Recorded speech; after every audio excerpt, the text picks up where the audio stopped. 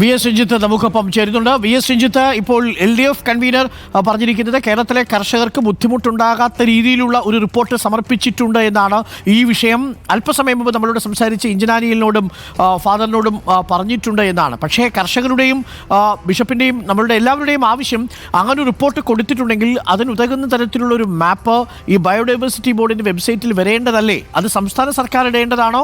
ഇപ്പോൾ LDF convener പറയുന്നത് അത് കേന്ദ്ര സർക്കാരാണ് അത് നോട്ടിഫൈ ചെയ്തിടേണ്ടതെന്നാണ്. അതിലൊരു വ്യക്തത വരുത്തണം വി എസ് രഞ്ജിത്ത്.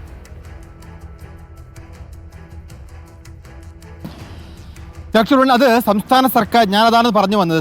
കേരളത്തിന് മാത്രം, കേരളത്തിൻ്റെ ഒരു പ്രത്യേകത, കേരളത്തിൽ 2013 കേന്ദ്ര സർക്കാർ വിജ്ഞാപനം ഇറക്കുമ്പോൾ കേരളത്തിന് സ്വന്തമായി ഇക്കോളജിക്കലി സെൻസിറ്റീവ് ഏരിയയെക്കുറിച്ചൊരു പഠനം നടത്തിയ റിപ്പോർട്ടുണ്ടായിരുന്നു.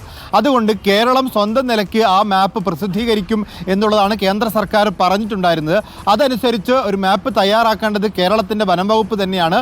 ആ വനം വകുപ്പ് തന്നെയാണ് ആ മാപ്പ് പ്രസിദ്ധീകരിക്കുകയും ചെയ്യേണ്ടത്.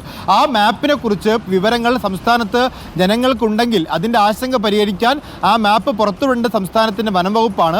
ഇവിടുത്തെ പ്രശ്നമെന്ന് പറയുന്നത് പഞ്ചായത്തുകൾ നൽകിയ ഒരു മാപ്പുണ്ട്. പഞ്ചായത്തുകൾ നൽകിയ ജനവാസ മേഖലകളെ ഒഴിവാക്കിയുള്ളൊരു മാപ്പുണ്ട്. ആ മാപ്പിനെ വനം വകുപ്പിലെ ഉദ്യോഗസ്ഥന്മാർ മുഖവിലക്കെടുക്കുന്നില്ല, അവർ വിശ്വാസത്തിലെടുക്കുന്നില്ല. വനം വകുപ്പിൻ്റെ കയ്യിൽ ഒരു കണക്കുണ്ട്. ആ കണക്കനുസരിച്ചുള്ള മാപ്പ് പ്രസിദ്ധീകരിക്കാനേ വനം വകുപ്പ് തയ്യാറാവുന്നുള്ളൂ. വനം വകുപ്പ് മന്ത്രിക്ക് പോലും ഇക്കാര്യത്തെക്കുറിച്ച് വ്യക്തതയില്ല എന്നുള്ളതാണ് അദ്ദേഹത്തിൻ്റെ പ്രതികരണത്തിൽ നിന്ന് പോലും മനസ്സിലാകുന്നത്.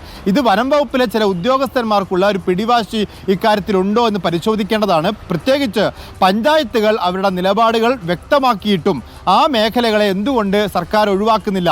ഇനിയിപ്പോൾ സർക്കാർ ആഗ്രഹിച്ചിട്ടും വനം വകുപ്പിലെ ഉദ്യോഗസ്ഥരാണോ ഇത്തരത്തിലൊരു പരിസ്ഥിതിവാദത്തിൻ്റെ കടുംപിടുത്തവുമായി മുന്നോട്ട് പോകുന്നത് എന്നാണ് പരിശോധിക്കേണ്ടത്.